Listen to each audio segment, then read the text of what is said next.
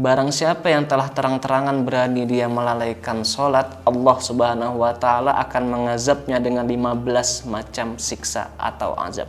6 Allah timpakan bala itu di dunia. Terus 3 lagi Allah timpakan bala itu menjelang kematian dia.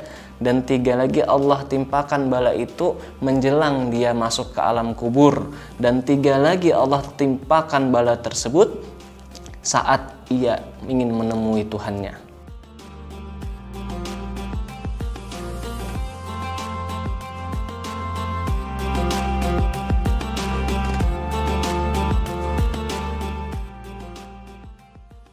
Assalamualaikum warahmatullahi wabarakatuh. Innal hamdalillah nahmaduhu wa nasta'inuhu wa nastaghfiruh wa na'udzubillahi min shururi anfusina wa min sayyiati a'malina. May yahdihillahu fala mudilla lahu wa may yudlilhu fala hadiyalah. Wa asyhadu an la ilaha illallah wahdahu la syarikalah wa asyhadu anna sayyidina Muhammadan 'abduhu wa rasuluhu la nabiyya ba'dah. Pemirsa yang sama-sama dirahmati Allah Subhanahu wa Ta'ala, kembali lagi dengan saya Aidil Ali, staf pembina spiritual di Balai Rehabilitasi BNN Tanah Merah Samarinda. Pemirsa yang sama-sama dirahmati Allah Subhanahu wa Ta'ala, masih dalam pembahasan kita kelanjutan dari pertemuan sebelumnya tentang ancaman bagi orang muslim yang terang-terangan berani melalaikan atau meninggalkan sholat. Pemirsa yang sama-sama dirahmati Allah Subhanahu wa Ta'ala, kita tahu sholat ialah merupakan daripada tiang agama. Dan barang siapa yang menghancurkan atau meninggalkan sholat, maka telah hancur agamanya. Hal ini dapat kita kiaskan atau kita ungkapkan. Ketika kita dalam kehidupan, kita menjaga sholat, maka seluruh aspek kehidupan kita itu akan baik. Namun sebaliknya, ketika kita melalaikan daripada sholat, maka seluruh aspek-aspek kehidupan kita itu akan tidak baik atau menjadi negatif. Pemirsa yang sama-sama dirahmati Allah Subhanahu wa Ta'ala, as-shalah, salat itu secara bahasa ialah ad-du'a'u awid du'a'i bi khairin, doa dengan kebaikan. Yang kita tahu adalah seluruh doa-doa di dalam salat itu ialah mencakup kebaikan, baik untuk diri kita sendiri maupun seluruh umat muslim. Dan secara syara' ialah hiya aqwalun wa af'alun makhsusatun muftatihatun bit takbir wa muhtatimatun bit taslim. Atau yang artinya salat itu secara syariat ialah perkataan dan perbuatan yang khusus dibuka dengan takbir dan ditutup dengan salam. Itu ialah salat. Dalam hal ini Rasulullah SAW bersabda di dalam kitab Targhib wa Tarhib tentang ancaman bagi orang yang telah melalaikan sholat. Wa man tahawana bis sholah aqabahullah bi khamsa asyarah uqubah. Yang kata Rasulullah SAW, barang siapa yang telah terang-terangan berani dia melalaikan sholat, Allah Subhanahu wa Ta'ala akan mengazabnya dengan 15 macam siksa atau azab.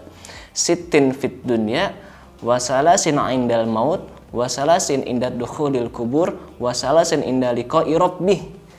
6 Allah timpakan bala itu di dunia.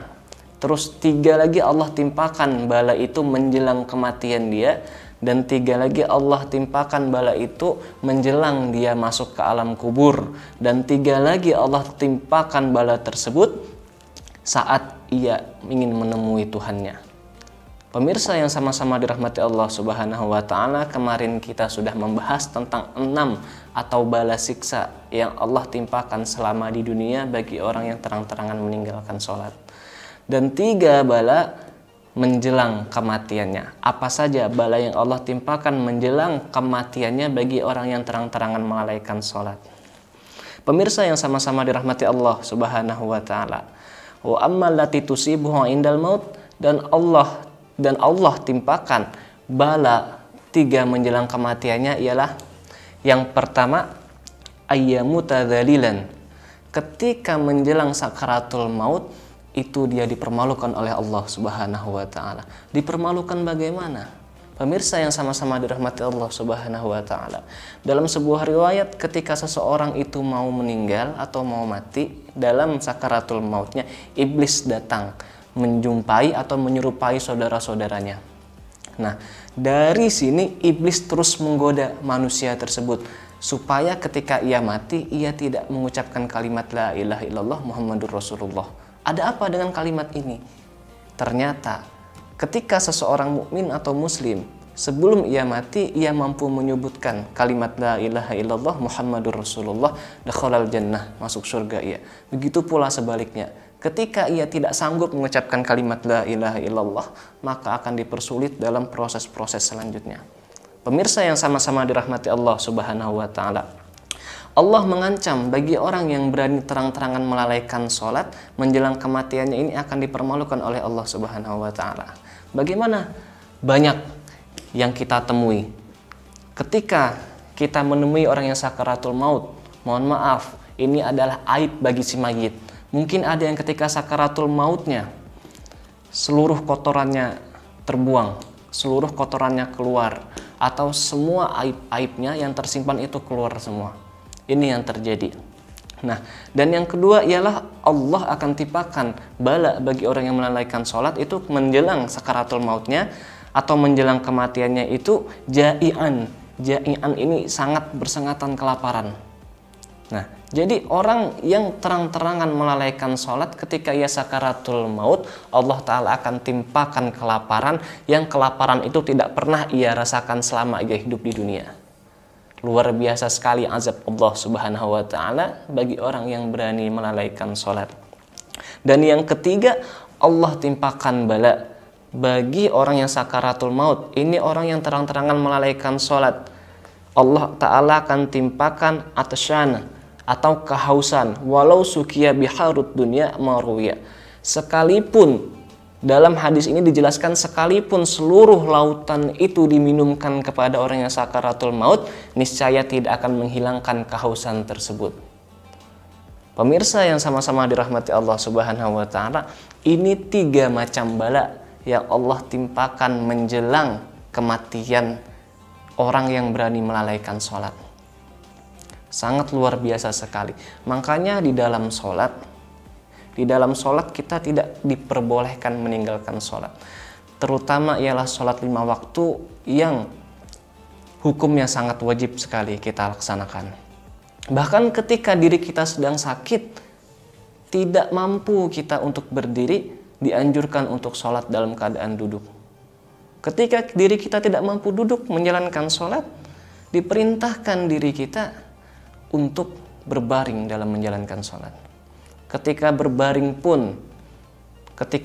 pun umpama anggota tubuh kita tidak dapat digerakkan untuk sholat, maka kita diperintahkan untuk sholat dengan tatapan mata, dengan kedipan mata. Itu yang diajarkan oleh Rasulullah SAW.